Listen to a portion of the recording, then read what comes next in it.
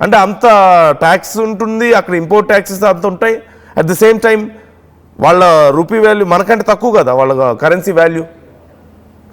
So ఓవరాల్గా చూస్తే they cannot compare with us. We should stop comparing with Pakistan in lot of things. అంటే చాలా సందర్భాల్లో వీఆర్ బెటర్ దాన్ పాకిస్తాన్ అని చెప్పుకుంటుంటారు కొంతమంది మన వాళ్ళు. Don't do that again. They are not even that range. They don't have that standard, not at least even to compare. ఇప్పుడు భారతదేశంతో comparisons Pakistan చేసుకుంటుంది. ఏమని? మా దగ్గర ఆయుధాలు ఉన్నాయి, మా దగ్గర అణ్వాయుధాలు ఉన్నాయి, న్యూక్లియర్ వెపన్స్ ఉన్నాయి. ఇది ఒక్క మాట మాత్రం మళ్ళీ మళ్ళీ మళ్ళీ మళ్ళీ చెప్పుకుంటారు. ఎన్ని ఉన్నాయి మీ దగ్గర వెపన్స్? సరే ఎన్నున్నా సరే ఎవరి చేతిలో ఉన్నాయి? ఉగ్రవాదుల చేతిలో ఉన్నాయి, మీ సైన్యం చేతుల్లో ఉంది. మీ రాజకీయ నాయకులు ఏం చేయలేరు అక్కడ. ఇక్కడ డెసిషన్ ఎవరు తీసుకుంటారు? గవర్నమెంట్స్ తీసుకుంటాయి. ప్రజలు ఎన్నుకున్న నాయకులు ఇక్కడ డెసిషన్స్ తీసుకుంటారు. బట్ అక్కడ ఎవరు నిర్ణయాలు తీసుకుంటారు? ఆసిమ్ మునీర్, ఒక ఉగ్రవాది తీసుకుంటాడు నిర్ణయాలు. ఇమ్రాన్ ఖాన్ని తీసుకెళ్లి జైల్లో పెట్టారు. రేపో మాపో షహబాజ్ షరీఫ్ని పక్కకు నెట్టేసి ఇక పూర్తిగా ఆసిమ్ మునీర్ గద్దెనెక్కాలని చూస్తున్నాడు. Who's gonna take decisions? ఎవరి చేతిలో ఉంటాయి వెపన్స్? ఉంటే అవి కూడా అడుక్కు తెచ్చుకున్నాయి కదా. మీకు అంత టెక్నాలజీ ఎక్కడుంది? మీ దగ్గర మిజైల్స్ ఏమైనా సొంతగా తయారు చేసుకునే కెపాసిటీ ఉందా? Do you have capacity to build your own fighter jets? Do you have capacity to manufacture your own guns? Nothing, everything. మొన్న భారతదేశంతో యుద్ధం జరుగుతుంటే who gave the support? Turkey ఇచ్చింది సపోర్ట్, టెక్నికల్ సపోర్ట్ కొంత. అండ్ డ్రోన్స్ ఇచ్చిందేమో China. And ఆ drones మనం ఎలా బద్దలు కొట్టేసామో మనం చూసాం కదా, ఎలా కాల్చి పడేసామో మనం చూసాం కదా డ్రోన్స్ని. అండ్ మన బిజినెస్ రేంజ్ ఎంత, వాళ్ళ రేంజ్ ఎంత? కనీసం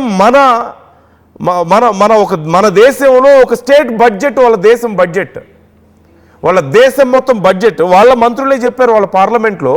they said it.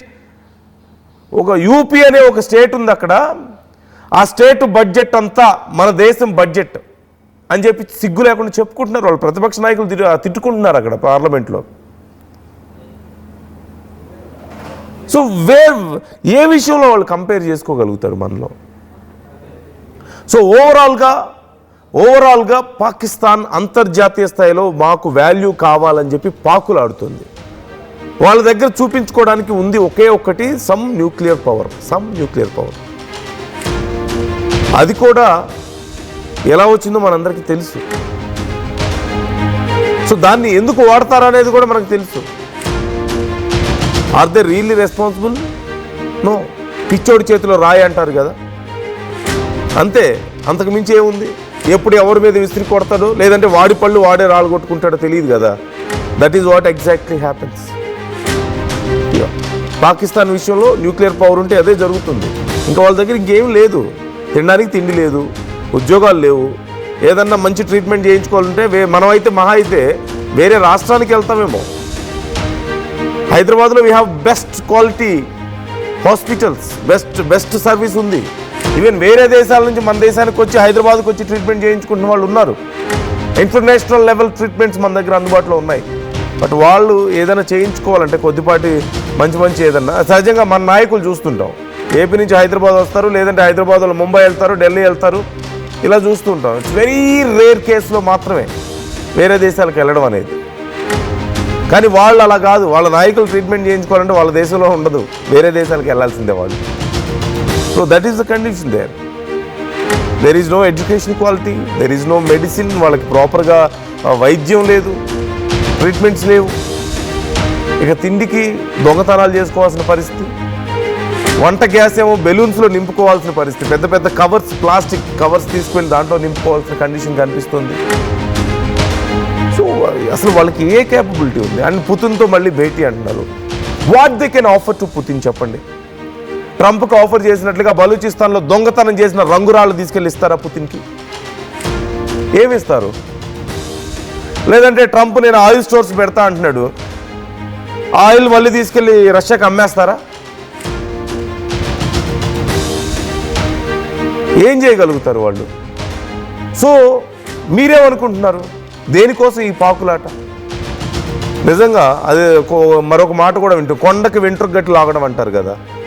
That's what they are doing. They don't have that capability to pull off. All this. So try to comment your opinions. అంతర్జాతీయ స్థాయిలో పదే పదే పరువు పోగొట్టుకుంటుంది పాకిస్తాన్. వాళ్ళకి రెగ్యులర్గా ఉండేది, అది కొత్త ఏం కాదు. నేను ఇంతకుముందు దురంధర్ మూవీ గురించి చెప్తున్నాను. సో దురంధర్ సినిమాలో పాకిస్తాన్ని రిచ్గా చూపించామంట మనం. ఏమని, ఒక కాస్ట్లీ బైక్ చూపించాం, పబ్ చూపించాం, ఇవన్నీ చూపించాం కదా. మీరు ఇలాంటివన్నీ చూపించి పాకిస్తాన్ రిచ్ అని మీరు చూపిస్తున్నారు ప్రపంచ దేశాలకి. మాకు లోన్స్ రావు, అంతర్జాతీయ స్థాయిలో మాకు కొన్ని లోన్స్ వస్తున్నాయి, మాది పూర్ దేశం కదా, మా పనికి వాళ్ళ దేశానికి కొంతమంది డబ్బులు ఇస్తున్నారు మాకు దిక్కు లేకపోతే. ఇప్పుడు మళ్ళీ మీరు మా దగ్గర పెద్ద పెద్ద కాస్ట్లీ బైకులు, మా దగ్గర పబ్లు ఇవన్నీ ఉన్నాయని చూపిస్తే మాకు లోన్స్ ఎవరు ఇస్తారు, మాకు చిల్లర ఎవరు దానం చేస్తారని చెప్పేసి ఏడుస్తున్నారు. It's happening, this is fact. కావాలంటే మీరు చెక్ చేసుకోండి. దురంధర్ మూవీలో మనం పాకిస్తాన్ని చూపించిన దానికి వాళ్ళు ఏడుస్తున్నారు. ఎందుకు అంటే మమ్మల్ని రిచ్గా చూపించొద్దు, మాకు ఎవడో భిక్ష వేయడు అని చెప్పేసి ఏడుస్తున్నారు. This is fact, this is happening. కావాలంటే మీరు చెక్ చేసుకోండి వెళ్ళి. అంత దరిద్రంలో ఉన్నవాళ్ళు వాళ్ళు. సో మీ అభిప్రాయాలు కూడా కామెంట్ చేయండి.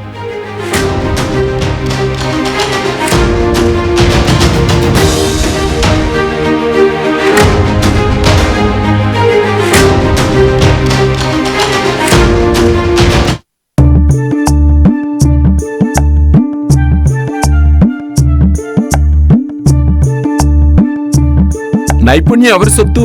ఒకప్పుడు హైటెక్ సిటీ దగ్గర తక్కువ ధరలో ప్లాట్లు కొనుక్కుని బాగుపడ్డారు.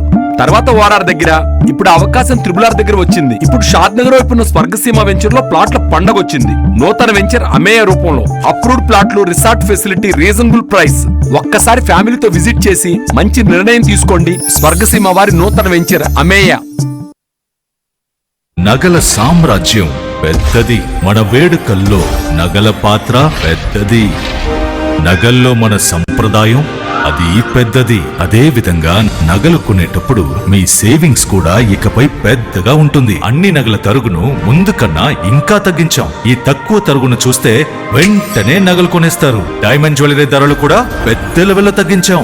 ఇకపై అందరూ డైమండ్ జ్యువెలరీ కొనుక్కోవచ్చు. ఏ ఆఫర్లోనూ పక్కదారి పట్టకండి. ఇక్కడికొచ్చి కంపేర్ చేస్తేనే తెలుస్తుంది మీకు ఎంత పెద్దగా డబ్బులు ఆదా అవుతుందో అని. కన్నా ఎక్కువ ఇస్తే మీరు కష్టపడి సంపాదించిన డబ్బు వృధా చేసినట్టే.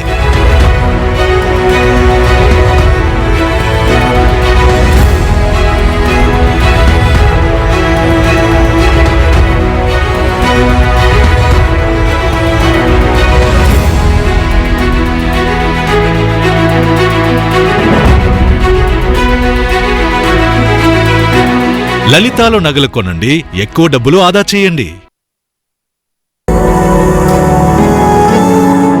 జలుబు, తలనొప్పి, మోకాళ్ల నొప్పులు మరియు నడుము నొప్పి వీటన్నిటికీ ఒక ఆయుర్వేద ఉపశమనం శాస్త్రీ బామ్.